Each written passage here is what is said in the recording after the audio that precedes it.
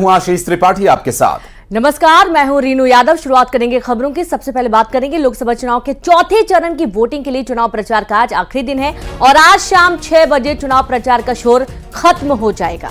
दरअसल मध्य प्रदेश में लोकसभा चुनाव के चौथे और आखिरी चरण की 8 सीटों पर देवास, उज्जैन, मंदसौर, रतलाम, धार, इंदौर, खरगोन और खंडवा में 13 मई को मतदान होना है और इन सीट्स के लिए चुनाव प्रचार आज भर जारी रह सकता है। शाम 6 बजे तक प्रचार का आखिरी दिन होने की वजह से सभी पार्टियां आज पुरजोर प्रयास करेंगी ज्यादा से ज्यादा लोगों तक संपर्क बनाने का।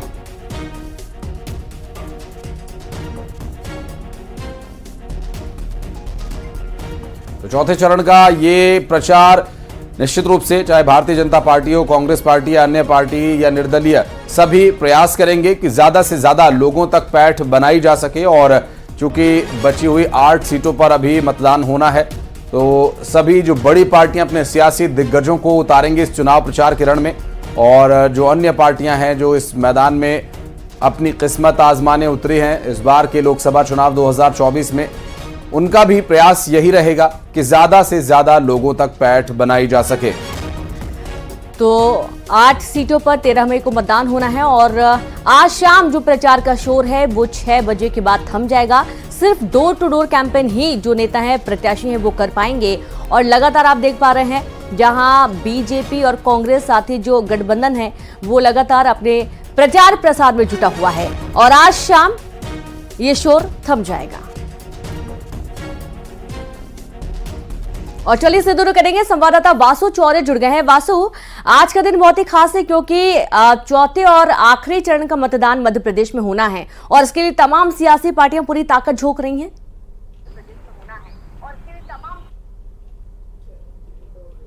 निश्चित तौर पर देखिए, मध्य प्रदेश में मालवा और निमाड़ अंचल में 8 सीटों पर चौथे चरण में चुनाव होना है और इसके साथ ही मध्य प्रदेश की सभी 29 लोकसभा सीटों पर जो चुनाव है वो खत्म हो जाएगा, समाप्त हो जाएगा। और इसको लेकर हमने देखा कि जब से पहले फेज से लेके ये चौथे फेज तक लगातार बीजेपी और कांग्रेस दोनों ही दलों ने जमकर मेहनत की। तमाम बड़े नेता मध्य प्रदेश की धरती पर प्रचार प्रसार करने उतरे, चाहे प्रधानमंत्री नरेंद्र मोदी हो, राहुल गांधी हो, केंद्रीय गृह मंत्री अमित शाह हो। लेकिन अभी बात करना जरूरी है उन 8 सीटों की जहां पर परसों के दिन वोटिंग होने वाली है और आज प्रचार का अंतिम दिन है। तो मुख्यमंत्री मोहन यादव समेत कांग्रेस के कई नेता हैं जो इन सीटों पर आज भी पहुंचेंगे, प्रचार प्रसार करेंगे और इसके बाद फिर अलग अलग वर्गों को, अलग अलग तबकों को साधने का जो काम है, डोर टू डोर कैंपेन का जो काम है वो कहीं ना कहीं शुरू हो जाएगा। तो रतलाम झाबुआ इसमें महत्वपूर्ण सीट है जो कि गुजरात बॉर्डर लग जाती है, आदिवासी अंचल की सीट है। पूर्व केंद्रीय मंत्री कांतिलाल भूरिया यहां से चुनाव लड़ रहे हैं और पिछले दिनों उनका एक बयान भी सामने आया जिसको लेकर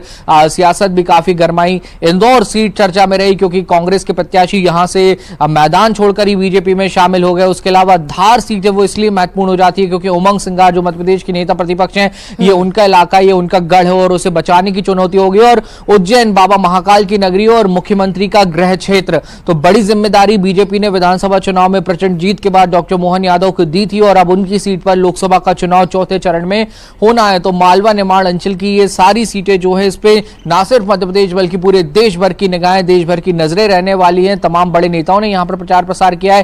कांग्रेस के प्रदेश अध्यक्ष जीतू पटवारी जिन्हें विधानसभा चुनाव में मिली हार के बाद पार्टी को मजबूत करने का जिम्मा सौंपा गया, वो भी इसी मालवा निमाड़ अंचल से आते हैं। तो वो कितना प्रभावी प्रदर्शन अपने इलाके में कर पाते हैं ये भी देखने वाली बात होगी। तो अगर इन तमाम समीकरणों को देखें, इन तमाम फैक्टर्स को आप देखें तो काफी रोचक मुकाबला मालवा और निमाड़ की धरती पर जो है चौथे चरण में देखने को मिलेगा। और निश्चित तौर पर दोनों ही दलों ने पूरी ताकत झोंकी है। बीजेपी और कांग्रेस के बीच सीधा मुकाबला है और मध्य प्रदेश का बड़ा आदिवासी तबका जो है वो इस क्षेत्र में निवास करता है। मुस्लिम वोटर्स भी यहां पर महत्वपूर्ण भूमिका में रहने वाले हैं। तो ये सारे फैक्टर्स जो है वो मालवा निमाड़ के रण को काफी ज्यादा इंटरेस्टिंग बना रहे हैं, रोचक बनाते हुए। वासु की आने वाले समय में जो परिणाम आएंगे उन परिणामों में इन सीट्स का एक बड़ा और अहम योगदान होगा। और बहुत बहुत शुक्रिया फिलहाल आपका इस पूरे मामले पर जानकारी देने के लिए। आगे डिटेल्स आपसे लेते रहेंगे। चलिए बढ़ते हैं आगे और आपको बता दें कि भोपाल में सीएम डॉक्टर मोहन यादव का चुनावी दौरा है और जिस आखिरी चरण के लिए प्रचार की हम बात कर रहे थे रेनू, ये वही दौरा है जिसमें कि मुख्यमंत्री डॉक्टर मोहन यादव पूरी ताकत झोंकेंगे। और देखिए आपके चुनावी दौरा रतलाम इंदौर लोकसभा क्षेत्र में दौरा होगा सीएम का और सीएम सुबह 10 बजे के आसपास तो रतलाम में रोड शो करेंगे।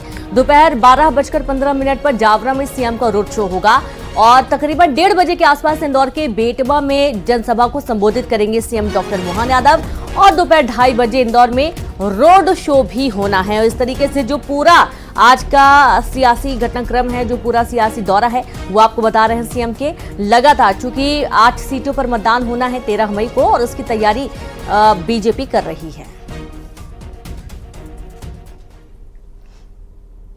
खबर भोपाल से, जहां बीजेपी प्रदेश अध्यक्ष का चुनावी दौरा, धार देवास लोकसभा क्षेत्र के दौरे पर रहेंगे बीडी शर्मा। और सुबह 11 बजे धार लोकसभा क्षेत्र के सरदारपुर में युवा सम्मेलन में हिस्सा लेंगे। दोपहर 3 बजे देवास लोकसभा क्षेत्र के आगर में रोड शो होगा। शाम 6 बजे नलखेड़ा में मां बगलामुखी मंदिर में दर्शन कर आज के चुनाव प्रचार अभियान को यहीं मां बगलामुखी के चरणों में समाप्त करेंगे।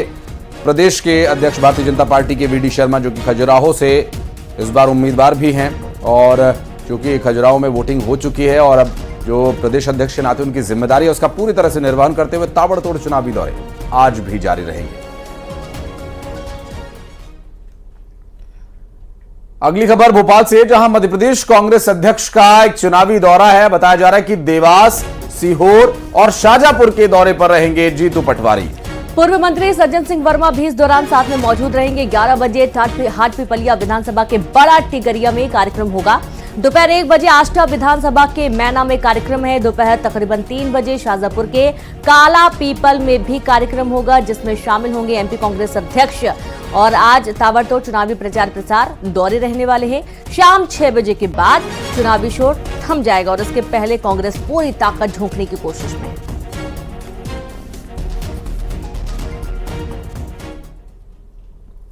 और बढ़ते आगे, अक्षय कांति बम की मुश्किलें बढ़ती जा रही हैं। दरअसल 17 साल पुराने एक मामले में उनके लिए गिरफ्तारी वारंट जारी किया गया है। माफी आवेदन कोर्ट ने खारिज कर दिया। अक्षय कांति बम के पिता के खिलाफ भी वारंट जारी हुआ। पुलिस को कोर्ट का निर्देश कि 8 जुलाई तक गिरफ्तार कर जेल में पेश करने के निर्देश दिए गए हैं। बड़ी खबर, जहां अक्षय कांति बम की मुश्किलें अब लगातार बढ़ती हुई नजर आ रही हैं। माननीय अपर सत्र न्यायाधीश महोदय श्री विनोद कुमार शर्मा साहब के द्वारा आरोपी अक्षय बम एवं आरोपी कांतिलाल बम के विरुद्ध गिरफ्तारी वारंट जारी किया गया है और पुलिस अगली दिनांक जो इस केस की है, दिनांक 8 जुलाई 2024, इस तारीख के पूर्व कभी भी दोनों आरोपीगण को गिरफ्तार करके न्यायालय में प्रस्तुत कर सकती है।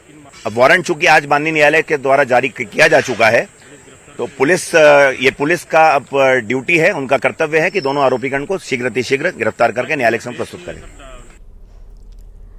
और अब बात बीजापुर से बड़ी खबर की, जहां पर बड़ा नक्सली ऑपरेशन किया गया। मुठभेड़ में 12 नक्सली ढेर किए गए हैं। बता दें कि पीडिया के जंगल में हुई मुठभेड़ के दौरान ऑपरेशन में 1200 के लगभग जवान शामिल थे और आईईडी की चपेट में आने से 2 जवान जख्मी हो गए।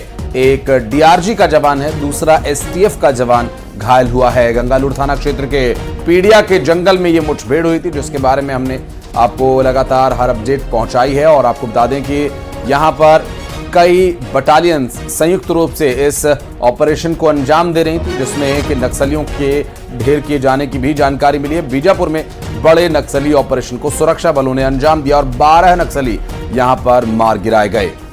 तो आईडी की चपेट में आने से जवान जख्मी हुए हैं और एक डीआरजी का जवान बताया गया है, दूसरा एसटीएफ का जवान बताया गया है, जो कि आईईडी की चपेट में आ गया था और गंगालूर थाना क्षेत्र के जंगल में मुठभेड़ हुई थी।